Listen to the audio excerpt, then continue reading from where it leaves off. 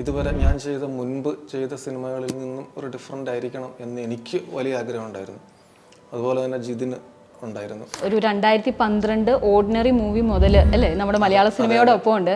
എങ്ങനെയാണ് കളങ്കാവലിലേക്ക് എത്തുന്നത്? കളങ്കാവലിലേക്ക് ഞാൻ വളരെ പെട്ടെന്നാണ് ഇന്നാവുന്നത്. എന്നെ ആൻഡോ ജോസഫ് പ്രൊഡ്യൂസറുണ്ട്, ആൻഡോ ചേട്ടൻ, അദ്ദേഹമാണ് എന്നെ വിളിച്ചിട്ട് ഇങ്ങനെ ഒരു പരിപാടിയുണ്ട് ചെയ്യാമെന്ന് പറഞ്ഞത്. അപ്പം അങ്ങനെ വളരെ പെട്ടെന്നാണ് ഞാനതിൽ ഇന്നാവുന്നത് തന്നെ. ക്ലൈമാക്സ് ഞങ്ങളൊരു കണ്ടിന്യൂസ് ഒരു 4 ദിവസത്തോളം. 4 ദിവസത്തെ ഷൂട്ടാണ് ക്ലൈമാക്സ്. 4 ദിവസം ഞങ്ങൾ എത്ര നിസ്സാരമായിട്ട് കണ്ടു കഴിഞ്ഞു. അതല്ലേ 4 ദിവസത്തേക്കുള്ള ഷൂട്ടാണത്. എല്ലാ കാര്യങ്ങളെക്കുറിച്ചും എല്ലാ തരത്തിലുമുള്ള സിനിമകൾ, ലോകത്തെമ്പാടുമുള്ള സിനിമകൾ ഇവിടുത്തെ സാധാരണ ആളുകൾ വരെ കാണുന്നുണ്ട്. അപ്പോൾ അതുകൊണ്ട് തീർച്ചയായും ഒരു ചലഞ്ചാണ്. ഒരു സിനിമ ചെയ്യുമ്പോൾ പുതിയതായിട്ട് എന്ത് ചെയ്യാൻ പറ്റും എന്നുള്ളൊരു കാര്യം വലിയ ചലഞ്ചാണ്. ഹലോ, ഹായ്, നമസ്കാരം. ഡയറക്ടറിൻ്റെ മനസ്സിലുള്ളത് ക്യാമറ കണ്ണുകളിലൂടെ ഒപ്പിയെടുത്ത് അത് പ്രേക്ഷകർക്ക് മുന്നിൽ ഒരു അതുല്യമായിട്ടുള്ള അനുഭവമായി മാറുന്ന സിനിമ കളങ്കാവലിൻ്റെ സിനിമാറ്റോഗ്രാഫർ ഫൈസൽ അലിയാണെന്ന് നമ്മളോടൊപ്പം ഉള്ളത്. നമസ്കാരം. നമസ്കാരം. ഇപ്പോൾ സിനിമ ഇങ്ങനെ ഹിറ്റായി പോയിക്കൊണ്ടിരിക്കുകയാണ്. ഒരു വെറൈറ്റി ആയിട്ടുള്ള രീതിയിൽ പിടിച്ചിട്ടുള്ള സിനിമ.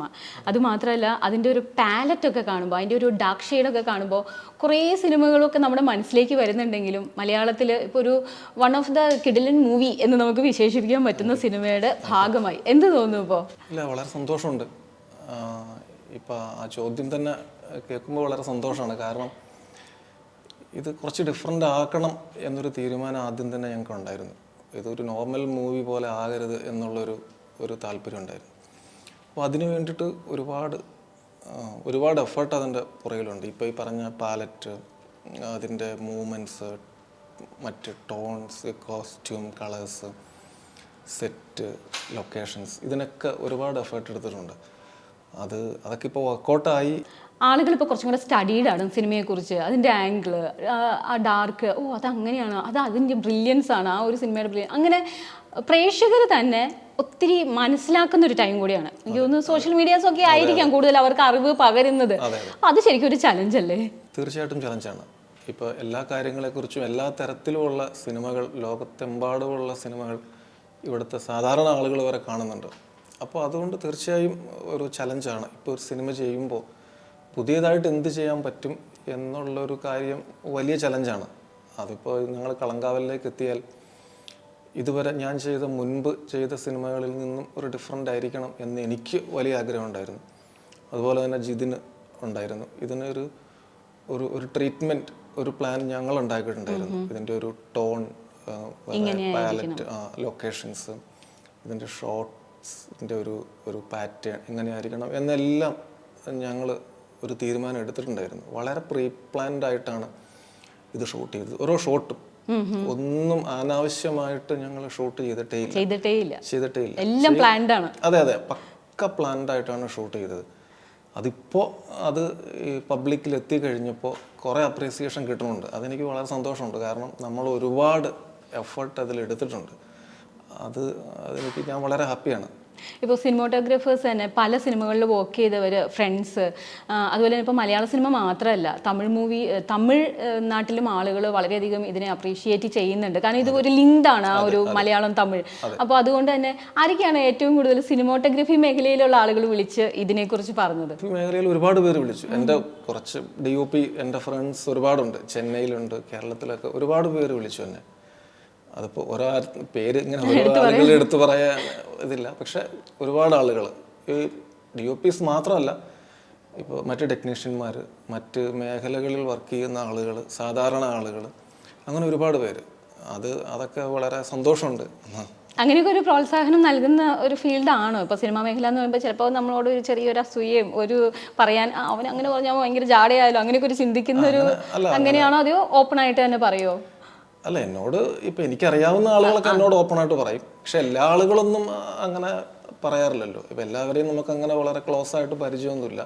പക്ഷെ എനിക്ക് പരിചയമുള്ള ആളുകളൊക്കെ ഇപ്പം നമ്മളെ നന്നായി വരണമെന്ന് ആഗ്രഹിക്കുന്ന എൻ്റെ ഒരു സർക്കിളുണ്ട്, കുറച്ച് ഫ്രണ്ട്സ് സർക്കിളുണ്ട് സിനിമയിൽ ഒക്കെ ആയിട്ട്.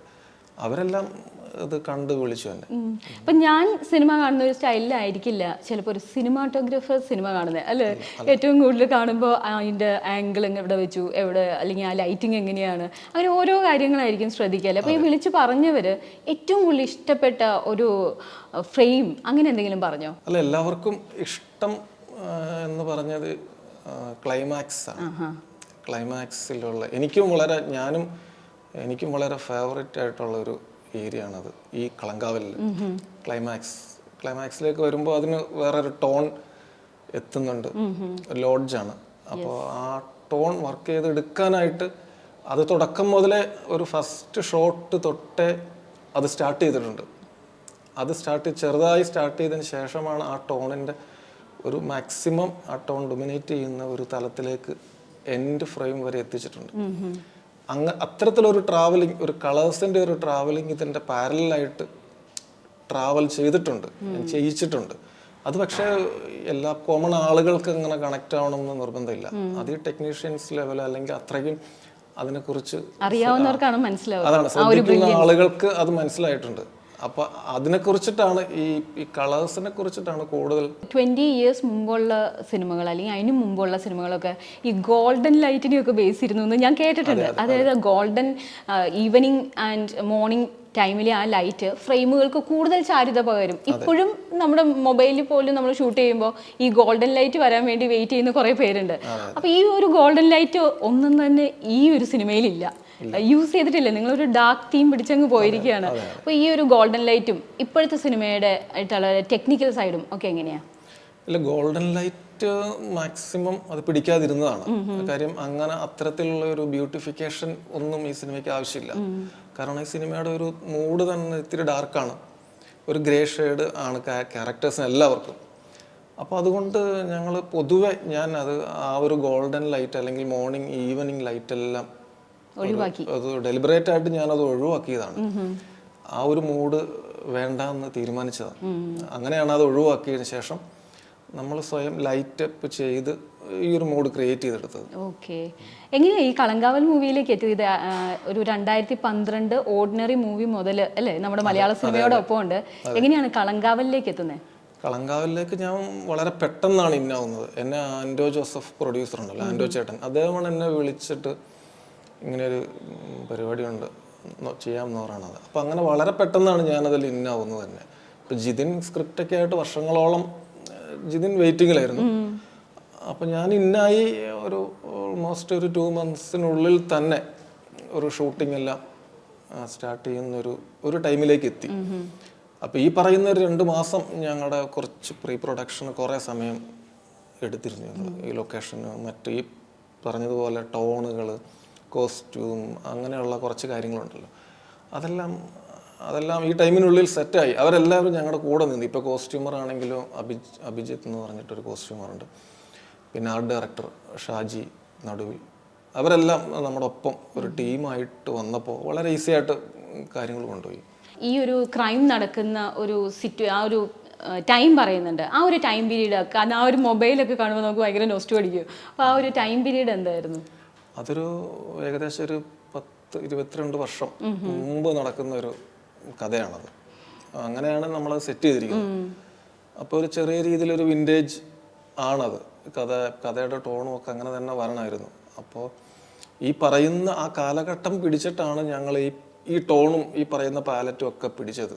അപ്പോൾ ചെറിയ എന്തായാലും ഒരു 22 വർഷം ബാക്ക് എന്ന് പറയുമ്പോൾ ഒരു വിൻറ്റേജ് ഒരു ലുക്ക് നമുക്ക് വരണം.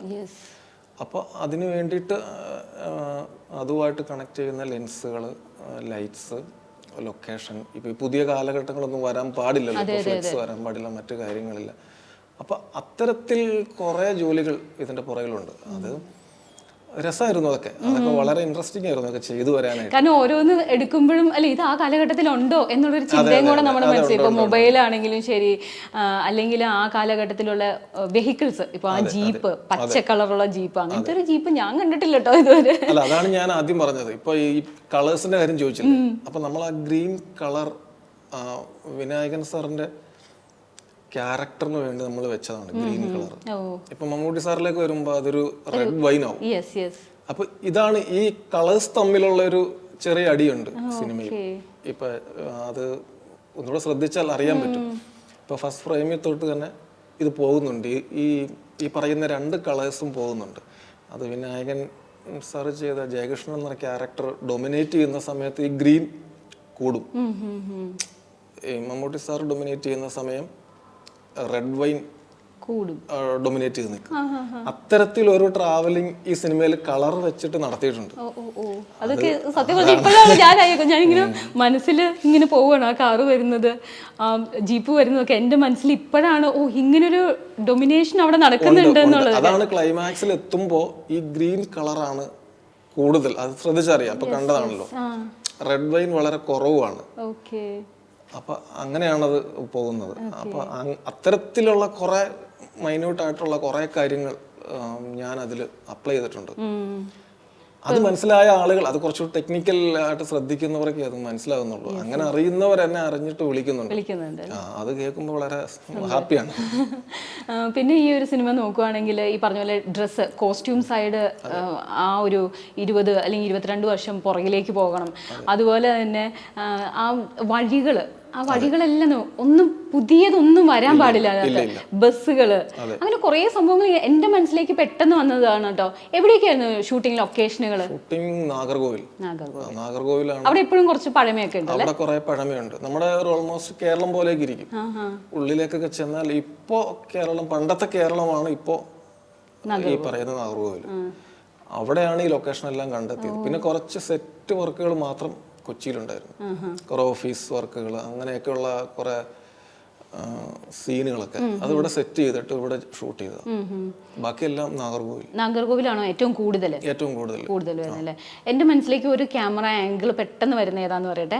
ആ ഒരു ജീപ്പ് ഇങ്ങനെ വരുന്ന സമയത്ത് ഇപ്പുറത്തൊരു തടാകം, അതിനകത്ത് കുറെ താമര, അങ്ങനത്തെ അതിൻ്റെ ഇപ്പുറത്തെ സൈഡിൽ വയല്, അതൊരു ഇങ്ങനെ ഒരു മുകളിൽ നിന്നുള്ളൊരു ആംഗിൾ ഇങ്ങനെ വരുന്ന ഡ്രോൺ ഷോട്ട് ആയിരുന്നു.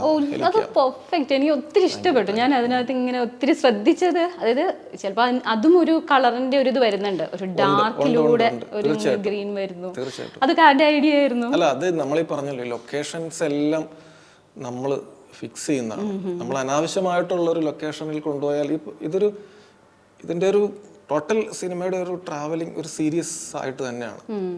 എത്ര വർഷം എടുത്തു അപ്പൊ അങ്ങനെ പറയുമ്പോ ഈ ഒരു സിനിമയ്ക്ക് വേണ്ടി? ഷൂട്ടിംഗ് കഴിഞ്ഞതിന് ശേഷം, ഷൂട്ടിംഗ് ഏകദേശം ഒരു 2 മാസത്തോളം ഷൂട്ടിംഗ് എടുത്തു. പക്ഷെ ഷൂട്ടിങ്ങിന് ശേഷം ഒരു വർഷത്തിൽ കൂടുതൽ ഇതിൻ്റെ പോസ്റ്റ് പ്രൊഡക്ഷനായിട്ട് ഉണ്ടായിരുന്നു. ഞാൻ തന്നെ ഗ്രേഡിങ് തന്നെ എത്രയോ പ്രാവശ്യം ഞാൻ പോയി ഗ്രേഡ് ചെയ്തു. നോർമലി ഇപ്പം നമ്മളൊന്ന് സെറ്റ് ചെയ്തു ഗ്രേഡ് ചെയ്ത് കഴിഞ്ഞിട്ടുണ്ടെങ്കിൽ പിന്നെ റിലീസിൻ്റെ സമയത്ത് നമ്മൾ പോയി ഒന്നുകൂടി സെറ്റ് ചെയ്തിട്ടാണ് പടം ഔട്ട് പോകുന്നത്.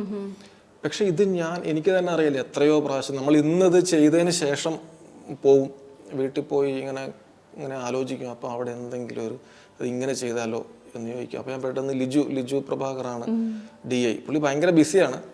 അപ്പോൾ അയാളുടെ വേറെ പടങ്ങൾ നടക്കുന്നുണ്ട്. അപ്പോൾ ഞാൻ പറയും എനിക്ക് ഒന്നുകൂടി വേണം. അപ്പോൾ പുള്ളി അതൊക്കെ മാറ്റി വെച്ച് ഒരു ടൈമൊക്കെ എനിക്ക് സെറ്റ് ചെയ്ത് തരും. അപ്പോൾ ഞാൻ വീണ്ടും വരും. അങ്ങനെ എനിക്ക് അറിഞ്ഞുകൂടാ, ഞാൻ ഒരുപാട് എൻ്റെ ലൈഫിൽ ഞാൻ ഇത്രയും ഗ്രേഡിങ്ങിൽ ഇത്രയും പോയിരുന്നിട്ടുള്ള ഒരു സിനിമ വേറെ ഇല്ല. കാരണം എനിക്ക് ഇതിൻ്റെ ഒരു ഔട്ട് എന്നെ സംബന്ധിച്ച് എനിക്കൊരു വളരെ ഇമ്പോർട്ടൻ്റ് ആയിരുന്നു. കാരണം ഞാനിത് ഭയങ്കരമായിട്ട് സ്ക്രിപ്റ്റിൽ ഇന്നായിട്ടാണ് ഇതിൽ പോയത്. വെറുതെ ഒരു സിനിമ അല്ല ഇത്. ഇപ്പം നമുക്കാണെങ്കിലും പറയാനായിട്ടൊരു സിനിമയാണല്ലോ.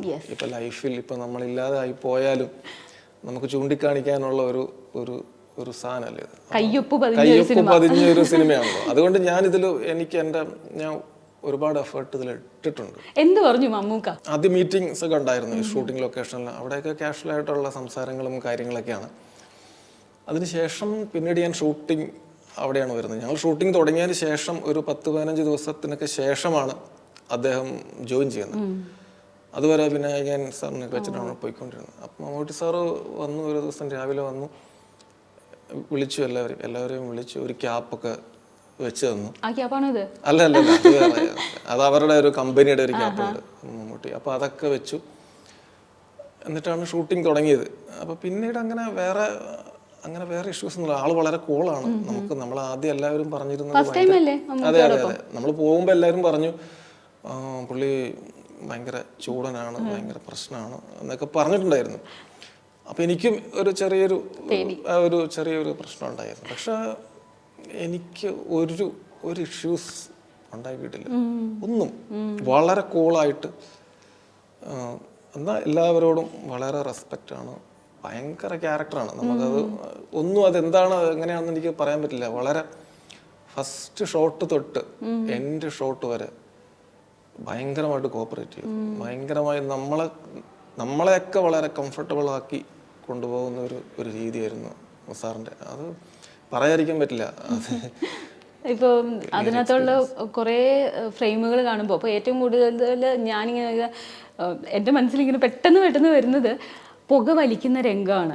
അതിനെ നമുക്ക് അത്രയും ഹൈലൈറ്റ് ചെയ്യാൻ പറ്റില്ല, പക്ഷേ എങ്കിൽ പോലും മനസ്സിലത് ഓർത്തിരിക്കാൻ കാരണം ഇങ്ങനെ പുക വലിച്ചതിങ്ങനെ വിടുമ്പോൾ ബബിൾസ് ആയിട്ട് വരുന്നു. ഇതൊക്കെ ഓൾറെഡി പഠിച്ചിട്ട് വന്ന് ചെയ്യുന്നതാണോ മമ്മൂക്ക? അതുപോലെ അതിൻ്റെ തന്നെ ലൈറ്റിങ്സ്, അതിനകത്ത് ഞാൻ ഒത്തിരി ശ്രദ്ധിച്ചു. പല ആംഗിളിൽ അത് വരുന്നുണ്ട്. ആ ലൈറ്റിങ്സും വരുമ്പോൾ ഈ പുകയാകുമ്പോൾ അത് ശരിക്കും ഹൈലൈറ്റ് ചെയ്ത് നിൽക്കുകയും ചെയ്യണം. എന്നാൽ ഇവിടെയുള്ള തൊട്ട് ഡിമ്മാവാനും വരെ അത് ഭയങ്കര ടാസ്ക് അല്ലായിരുന്നോ? ചില ഷോട്ടുകളൊക്കെ നമുക്ക് ചിലത് വന്ന് ചേരുന്നതാണ്. ഇപ്പോൾ ആ ട്രെയിലറിലൊക്കെ യൂസ് ചെയ്തിരിക്കുന്ന ഒരു ഷോട്ടുണ്ട്, അത് ഞങ്ങൾ വേറൊരു ഷോട്ടിന് വേണ്ടി സെറ്റ് ചെയ്തിരിക്കുന്ന സമയമാണ്. അപ്പോൾ അദ്ദേഹം മൊബൈൽ നോക്കിക്കൊണ്ട് ഇങ്ങനെ ഒരു മതിലിൽ ചാരി ഇരുന്നപ്പോഴാണ് പെട്ടെന്ന് പറഞ്ഞു ഇത് കൊള്ളാം, ഈ ഒരു ഷോട്ട് കൊള്ളാം. അപ്പോൾ അങ്ങനെ പോകുന്നുണ്ട്. പക്ഷെ സിഗരറ്റ് വലിയും ഈ പുക വിടുന്നതൊക്കെ സ്ക്രിപ്റ്റിലുള്ളതാണ്. പക്ഷെ അദ്ദേഹം തന്നെയാണോ പുക കറക്റ്റായിട്ട് വിടുന്നത്? അത് നിങ്ങൾ പറഞ്ഞു കൊടുത്തതല്ല, റൗണ്ട് ചെയ്ത് അല്ല, പുക വിടും. അതായത് സിഗരറ്റ് വലിക്കണം എന്നാണ് ഡയറക്ടർ പറയുന്നത്. പക്ഷെ ബാക്കിയുള്ള കാര്യങ്ങളൊക്കെ അദ്ദേഹം ചെയ്യുന്നതാണ്, തന്നെ ചെയ്യുന്നതാണ്. ഞാൻ അങ്ങനെ പുകയുടെയും ഇങ്ങനെ പറയുമ്പോൾ എന്റെ മനസ്സിലേക്ക് പെട്ടെന്ന് ഹൈലൈറ്റ് ചെയ്തത്, അതായത് ഇവിടെ ഒരു പോലീസുകാരൻ അങ്ങേരെ എന്തേ എന്നിങ്ങനെ ചോദിക്കുന്ന സമയത്ത് ഫസ്റ്റ് വരുന്നത് പുകയാണ്. അപ്പൊ തന്നെ ഞാൻ ഇങ്ങനെ പറഞ്ഞു അത് മമ്മൂക്ക തന്നെയാ. അതിൽ നിന്ന് ഒറ്റ ഇതില് നമുക്ക് മനസ്സിലായി ഇന്ന ആള് തന്നെയാണ് അസിസ്റ്റ് ചെയ്യാനായിട്ട് ഇവര് വന്നിരിക്കുന്ന ആള് എന്നുള്ളത്. അപ്പൊ അത് ശരിക്കും ഒരു ഹൈലൈറ്റ് തന്നെയല്ലേ അതിന്റെ? അത് ആ സിനിമയുടെ ഒരു ഹൈ ആണത്, ആ ഏരിയ ഇന്റർവെൽ പഞ്ച് എന്ന് പറയുന്നത്. അതും ഈ പറഞ്ഞ പോലെ ഒരു ഡാർക്കിൽ നിന്നാണ് നമുക്ക് വരുന്നത്. ആദ്യം പുക വരുന്നു, അത് കഴിഞ്ഞ ആള് വരുന്നു. അതെ, അതും ഈ പറഞ്ഞതുപോലെ അത് ഇദ്ദേഹം ഈ പുക ഫസ്റ്റ് ഷോട്ടില് ഇദ്ദേഹം ഈ പുക വിട്ടു. അപ്പോൾ റൗണ്ട് ചെയ്ത് വരുന്നു. അത് കണ്ടു കഴിയുമ്പോൾ പിന്നീട് വീണ്ടും അത് ഡയറക്ടർക്ക് അത് ഇംപ്രൂവൈസ് ചെയ്യാൻ തോന്നും. പുള്ളിക്ക് ഒരു ക്യാരക്ടറിലേക്ക് കയറുന്ന ഒരു പ്രോസസ്സ് ഉണ്ടല്ലോ, അത് വളരെ അത് കണ്ടു പഠിക്കേണ്ട ഒരാളാണ് അദ്ദേഹം. മൈന്യൂട്ട് ആക്ടിങ്ങിന്റെ ഒക്കെ വേറൊരു ലെവലാണ് അദ്ദേഹം. ഇപ്പോൾ അതിൽ തന്നെ ഞാൻ ഷൂട്ട് ചെയ്യുമ്പോൾ ഒരു സ്ത്രീയായിട്ട് സംസാരിക്കുന്നത് പോലെ അല്ല വേറൊരു സ്ത്രീയായിട്ട് അദ്ദേഹത്തിന്റെ ഒരു കോൺവെർസേഷൻ. അവിടെയുള്ള അയാളുടെ ലുക്ക്, നോട്ടം, ചിരി, മറ്റ് ഗസ്റ്റേഴ്സ്, മറ്റു കാര്യങ്ങളെല്ലാം എൻറ്റയർലി ഡിഫറെൻ്റ് ആണ്. ഇവിടെ കാണുന്ന ഒരാളല്ല അവിടെ വരുന്നത്, ആ സീനിൽ വരുന്നത്. ചിലപ്പോൾ ഉച്ചയ്ക്ക് എടുക്കുന്നതിന് ശേഷം ഒരു വൈകിട്ട് എടുത്തൊരു സീനായിരിക്കും. അപ്പോൾ അത് എന്നെ വളരെയധികം അത്ഭുതപ്പെടുത്തിയൊരു കാര്യമാണ്. ഞാൻ ഭയങ്കര എനിക്ക് ഭയങ്കര ഞാൻ അത്ഭുതമായിപ്പോയി. എനിക്ക് എന്താണ് ഇത് ഇങ്ങനെ സംഭവിക്കുന്നത്? ഞാൻ ക്യാമറ കൂടി ഞാനാണല്ലോ ഇത് ആദ്യം കാണുന്നത്, പിന്നീട് ഇപ്പോഴാണല്ലോ പബ്ലിക് ഇത് കണ്ടുവരുന്നത്. അപ്പൊ എന്നെ തന്നെ അന്ന് അമ്പരപ്പിച്ച് കൊണ്ടുപോയ ഒരു കാര്യത്തല്ല. കാരണം 25ഓളം സ്ത്രീ കഥാപാത്രങ്ങൾ വരുന്നുണ്ട്.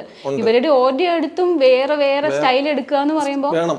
അതൊരു ചെറിയ കാര്യമല്ലല്ലോ, അതൊരു ചെറുതല്ല. അതാണ് അദ്ദേഹത്തെ ഒരിക്കലും ഇപ്പൊ മമ്മൂട്ടി എന്ന് പറയുന്ന ഒരു ആക്ടറെ നമുക്ക് ആ സിനിമയിൽ കാണാൻ പറ്റില്ല എന്ന് പറയണത്. അത് തന്നെയാണ് അതിന്റെ വിജയം. അതാണ് നമ്മൾ പറഞ്ഞു വന്ന വിഷയം. ഈ പുക വരുന്നു എന്നൊക്കെ പറയുന്നത് ആ ക്യാരക്ടറായി മാറുമ്പോൾ അദ്ദേഹം കൊണ്ടുവരുന്ന ചില കാര്യങ്ങളാണ്. അപ്പൊ അതൊരു സിനിമയുടെ ഒരു ഹൈ ആയി മാറി. അത് ഓട്ടോമാറ്റിക്കായി വരുന്നതാണ്. അതെല്ലാം അദ്ദേഹത്തിന്റെ ക്രെഡിറ്റ് ആണ്, പുള്ളിയുടെ ക്രെഡിറ്റ് തന്നെയാണ് അതൊക്കെ. അതുപോലെ തന്നെ നമുക്ക് വിനായകനിലേക്ക് വരുവാണെങ്കിൽ ഇവർ രണ്ടുപേരും കൂടെ എനിക്ക് തോന്നുന്നു ഫസ്റ്റ് മൂവിയാണ്. മമ്മൂക്ക തന്നെയാണ് വിനായകനെ സജസ്റ്റ് ചെയ്തത്. മലയാളത്തിനേക്കാൾ കൂടുതൽ തമിഴിൽ ഗംഭീര പ്രകടനം കാഴ്ചവെച്ചിട്ടാണ് വീണ്ടും വിനായകൻ മലയാളത്തിലേക്ക് എത്തിയിരിക്കുന്നത്. അപ്പോൾ എങ്ങനെയായിരുന്നു അവര് വിനായകനോടൊപ്പം ഉള്ള വർക്കിംഗ് ഡേയ്സ്? വിനായകൻ സാർ ഇത് പറഞ്ഞതുപോലെ ഞാൻ വളരെ കംഫർട്ടബിൾ ആയിരുന്നു. പുള്ളി പക്ക പ്രൊഫഷണൽ ആർട്ടിസ്റ്റാണ് അദ്ദേഹം.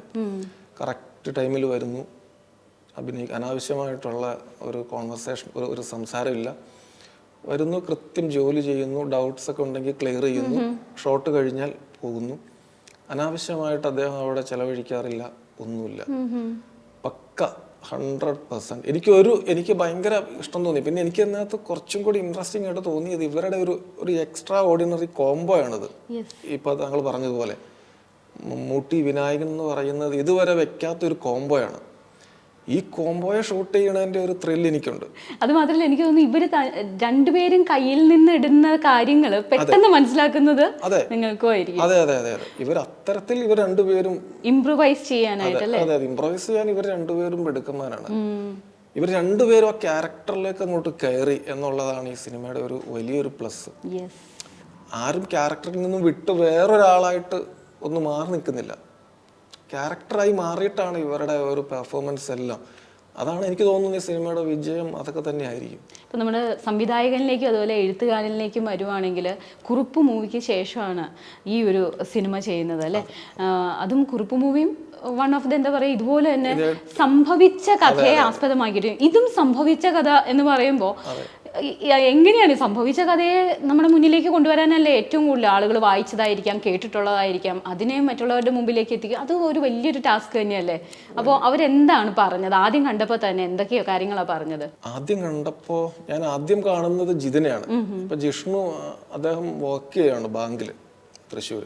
അപ്പം ഞാൻ എറണാകുളത്ത് ഫ്ലാറ്റിൽ വെച്ചിട്ട് ജിതിനെയാണ് ആദ്യം ഞാൻ മീറ്റ് ചെയ്യുന്നത്. അപ്പം ജിതിൻ എന്നോട് പറഞ്ഞ് സ്ക്രിപ്റ്റ് ഒന്ന് വായിക്കണം. അന്ന് ഞാൻ സ്ക്രിപ്റ്റ് അന്ന് അവരുടെ വീട്ടിൽ വെച്ചിട്ട് ഞാൻ വായിച്ചത്. അതിനുശേഷം പിന്നീട് ഞങ്ങളവിടെ അതിനെക്കുറിച്ച് ഡിസ്കഷനൊക്കെ പോയി. അപ്പോൾ അതിൻ്റെ ജിതിൻ ഉദ്ദേശിക്കുന്ന കാര്യങ്ങളെല്ലാം പറഞ്ഞു തന്നു.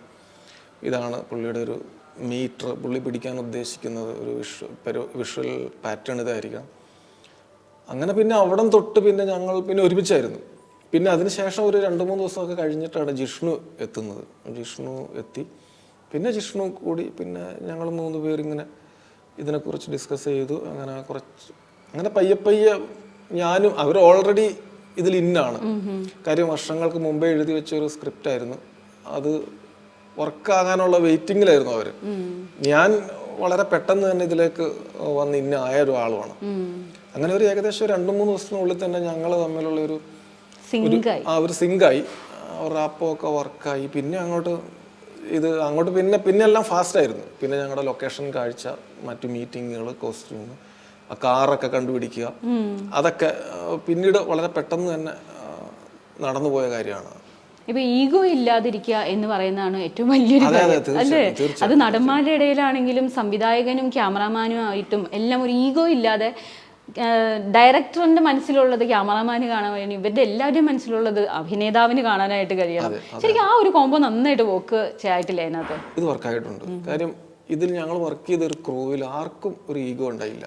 ഇപ്പോൾ ഡയറക്ടർക്ക്, റൈറ്റർ, അസോസിയേറ്റ്, അങ്ങനെ ആർക്കും ഒരു ഈഗോയും ഇല്ല. കാരണം നമ്മൾ വർക്ക് ചെയ്യുന്നത് ഈ കളംകാവൽ എന്ന് പറഞ്ഞ ഒരു മൂവിക്ക് വേണ്ടിയിട്ടാണ്. ഈ മൂവിയുടെ വിജയവും അങ്ങനെയൊക്കെ തന്നെയാണ്. കാരണം വേറെ ആർക്കും ഒരു ഇഷ്യൂ ഇല്ല. എല്ലാവരും നിൽക്കുന്ന ഒരു ഒറ്റ പോയിന്റാണ്. ഈ പോയിന്റിലേക്ക് എത്തുക എന്ന് മാത്രമേ ഉള്ളൂ. അപ്പോൾ അതുകൊണ്ട് വേറെ തരത്തിലുള്ള ഒരു ഡിസ്കഷൻ ഒന്നും അവിടെ സാധ്യതയില്ല. അപ്പോൾ ഞങ്ങൾ സംസാരിക്കുന്നത് കംപ്ലീറ്റ് സിനിമയെക്കുറിച്ചാണ്, അല്ലെങ്കിൽ ഷോട്ടിനെ കുറിച്ചാണ്, അല്ലെങ്കിൽ ഇവരുടെ ആക്ടിങ്, അങ്ങനെയുള്ള കാര്യങ്ങളെക്കുറിച്ച് മാത്രമേ ഉള്ളൂ. വേറെ പുറത്തെ കാര്യങ്ങൾ അല്ലെങ്കിൽ വേറെ ഗോസിപ്പ് അങ്ങനെയുള്ള കാര്യങ്ങളെക്കുറിച്ച് ഒരു ഡിസ്കഷനൊന്നും ഇല്ല. വളരെ കൃത്യമായ ധാരണയുണ്ട്. ഇപ്പോൾ ഒരു ഷോട്ട്, ഈ ഒരു ഷോട്ട് മതിയെങ്കിൽ ഈ ഷോട്ട് മതി, ഒരു ഓപ്ഷൻ 2-3 ഷോട്ട് എടുത്ത് വെക്കാം എന്നുള്ള ഐഡിയ ഒന്നുമില്ല. ഓക്കെ, ഇത് മതി. ഏറ്റവും പ്രിയപ്പെട്ട ഷോട്ട് ഏതാന്ന് ചോദിക്കുന്നത് ശരിയല്ല, എന്നാലും പ്രിയപ്പെട്ട ഷോട്ട് ഏതാ? അതുപോലെ ലോങ് ഷോട്ട്, അതാണ് കുറച്ചും കൂടെ പാട്.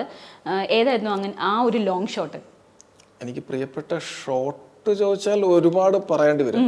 പക്ഷെ എനിക്ക് പ്രിയപ്പെട്ട ഒരു സീക്വൻസ് എന്ന് പറയുന്നത് ക്ലൈമാക്സ് ആണ്.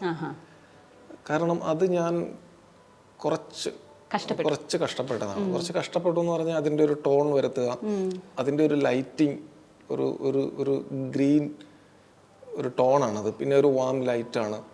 പിന്നെ അതിൽ വെച്ചിരിക്കുന്ന പ്രോപ്സ് വളരെ കുറച്ച് പ്രോപ്സൊക്കെ ഉള്ളൂ. അപ്പോൾ ഈ പറഞ്ഞതുപോലെ ഒരു വിൻറ്റേജ് ആണിത്, ഒരു വിൻറ്റേജിലുള്ള ഒരു ലോഡ്ജാണ് എന്നുള്ളതൊക്കെയാണ് എൻ്റെ ഒരു വെല്ലുവിളി. അപ്പോൾ അത്തരത്തിൽ ഞാനത് എനിക്ക് വളരെ ഫേവറേറ്റ് ആയിട്ടുള്ള ഒരു ഏരിയ എന്ന് പറയുന്നത് ക്ലൈമാക്സ് ആണ്. അല്ലാതെ ഒരുപാട് ഷോട്ട്, എല്ലാ ഷോട്ടും എനിക്ക് പ്രിയപ്പെട്ടതാണ്. ക്ലൈമാക്സ് ഞങ്ങൾ ഒരു കണ്ടിന്യൂസ് ഒരു 4 ദിവസത്തോളം 4 ദിവസത്തെ ഷൂട്ടാണ് ക്ലൈമാക്സ്. 4 ദിവസം ഞങ്ങൾ എത്ര നിസ്സാരമായിട്ട് കണ്ടു കഴിഞ്ഞു അത് അല്ലേ. 4 ദിവസത്തേക്കുള്ള ഷൂട്ടാണത്. അത് പക്ഷെ അത് ഈ പറഞ്ഞതുപോലെ അതങ്ങനെ ഈ വളരെ ഫാസ്റ്റായിട്ടൊന്നും അല്ല ഷൂട്ട് ചെയ്തു പോയത്. അതിനൊരു റിതം ഉണ്ടല്ലോ. അപ്പോൾ അതനുസരിച്ച് വന്ന് ക്യാരക്ടേഴ്സും എല്ലാം ആ മൂഡിലേക്ക് എത്തി. അത് ഞാൻ ഭയങ്കര ലക്കിയാണ് അതിനകത്ത്. ഇപ്പോൾ ചില സിനിമകൾ ചില സിനിമകളൊക്കെ കണ്ടിട്ടായിരിക്കാം ചിലപ്പോൾ ഈ ഒരു സിനിമയിലേക്ക് വരുന്നത്. അങ്ങനെ ഏതെങ്കിലും സിനിമകൾ റെഫർ ചെയ്തിരുന്നോ ഈ ഒരു സിനിമയുടെ എന്തെങ്കിലും കാര്യങ്ങൾക്ക് വേണ്ടിയിട്ട്? ഒരുപാട് സിനിമകൾ റെഫർ ചെയ്തിട്ടുണ്ട്. ഇംഗ്ലീഷ് മൂവീസ് ആണോ അതെയോ? ഇംഗ്ലീഷ് മൂവീസ്, സ്പാനിഷ് മൂവീസ്, അങ്ങനെ ഒരുപാട് മൂവീസ് നമ്മുടെ മനസ്സിൽ നമ്മൾ കണ്ട് പഴകിയ കുറച്ച് സിനിമകളുണ്ടല്ലോ.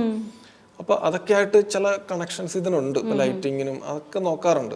പിന്നെ ഷോർട്ട് മൂവ്മെന്റ് അതൊക്കെ ഞങ്ങൾ അങ്ങനെ പ്ലാൻ ചെയ്തിട്ടുണ്ട്.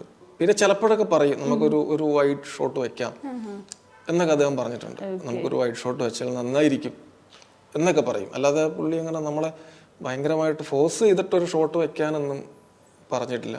പക്ഷെ ഇപ്പം ഇങ്ങനെ ഒരു ഷോട്ട് വെച്ചാൽ കുറച്ച് ഞാനൊരു സീക്വൻസിൽ എവിടെയാണ് ഒരു ഹോട്ടലിൽ ഷൂട്ട് ചെയ്തപ്പോൾ ഒരു 2 ഷോട്ട് വെച്ചപ്പോൾ പുള്ളി ഇങ്ങനെ പറഞ്ഞു കുറച്ച് വൈഡ് ആയാൽ, ഒരു ഷോട്ട് ഒത്തിരി വൈഡ് ആയാൽ നന്നായിരിക്കും എന്ന് പറഞ്ഞു. അത് വളരെ കറക്റ്റായിരുന്നു പുള്ളി അദ്ദേഹം പറഞ്ഞ ഒരു ഷോട്ട്. അത് ഞങ്ങൾ വെച്ചു. പക്ഷെ അത് എനിക്ക് പിന്നീട് ഞാനത് കണ്ടപ്പോൾ എനിക്കത് വളരെ കറക്റ്റായിട്ട് തോന്നി. പിന്നെ വേറൊരു ഷോട്ട് അദ്ദേഹം പറഞ്ഞു ഒരു ട്രോളി വലിച്ചുകൊണ്ട് പോകുന്നൊരു അങ്ങനെ ഒരു ഷോട്ട് വേണമെന്ന് അദ്ദേഹമാണ് പറഞ്ഞത് എഡിറ്റ് കണ്ടതിന് ശേഷം. പക്ഷെ അതും ഭയങ്കര എഫക്റ്റീവായി, ഭയങ്കര ഇമ്പാക്റ്റ് ഉള്ള ഷോട്ടായിരുന്നു അത്. അത് എഡിറ്റ് കണ്ടതിന് ശേഷം വീണ്ടും നിങ്ങൾ ഷൂട്ട് ചെയ്തു? ഇല്ല, അത് ഒറ്റ ഷോട്ടല്ലേ ഉള്ളൂ. അത് നമുക്ക് എടുക്കാവുന്നേ ഉള്ളൂ. അത് എടുത്തു ഞങ്ങൾ. അപ്പോൾ അദ്ദേഹം കണ്ടതിന് ശേഷം പറഞ്ഞു ആ ഒരു ഷോട്ട് വേണമെന്ന് പറഞ്ഞു. അതും കറക്റ്റായിരുന്നു. അത് അദ്ദേഹം പറഞ്ഞ ഷോട്ടാണ്. ഈ 2 ഷോട്ടാണ് എൻ്റെ ഓർമ്മയിലുള്ളത്. ഇനി ഞാനറിയാതെ ഇനി ഡയറക്ടറോട് പറഞ്ഞിട്ടുണ്ടോ എന്ന് എനിക്കറിയില്ല. മറ്റൊരു കാര്യം എന്ന് പറഞ്ഞാൽ ഈ ഒരു സിനിമയിലെ മ്യൂസിക്കാണ്. മ്യൂസിക്കിന് നമുക്ക് ഒട്ടും മാറ്റി നിർത്താൻ പറ്റില്ല. ഇവരുടെ അഭിനയവും നിങ്ങളുടെ സ്ക്രിപ്റ്റും ക്യാമറയുടെ ഒപ്പം ഇഴുകി ചേർന്ന് നിൽക്കുന്ന ഇപ്പോൾ ഹിറ്റായിക്കൊണ്ട് നിരവധി റീൽസുകൾ വന്നുകൊണ്ടിരിക്കുന്ന മ്യൂസിക്. ഈ മ്യൂസിക്കിന് എന്താണ് ആ സിനിമയിലെ ഒരു പ്രാധാന്യം? അല്ല, മ്യൂസിക് സത്യത്തിൽ മ്യൂസിക്കാണ് ഇതിൻ്റെ ഇമ്പോർട്ടൻറ്റ്. ഇപ്പം അറിയാലോ, സോങ്സ് എന്ന് പറഞ്ഞാൽ ട്രെൻഡിങ് ആണ്. ആ പാട്ട് കേട്ടാൽ തന്നെ പേടിയാവും അല്ലേ.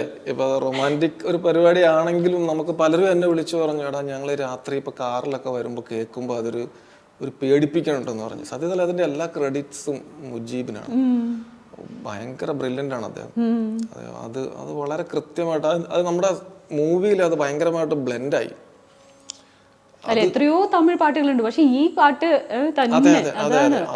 അത് നമുക്ക് കിട്ടിയ ഒരു ഭാഗ്യമാണ്. ഞാൻ ആദ്യം പറഞ്ഞ അതൊരു ഭയങ്കര ഭാഗ്യമാണ്. അത് ഈ സിനിമയെ ഭയങ്കരമായിട്ട് ലിഫ്റ്റ് ചെയ്യുന്നുണ്ട് പല സമയത്തും. പക്ഷെ അത് ബ്ലെൻഡായി വളരെ കൃത്യമായി എന്നുള്ളതാണ് അതിൻ്റെ എനിക്ക് തോന്നുന്നത്. അത് വർക്കൗട്ടായി.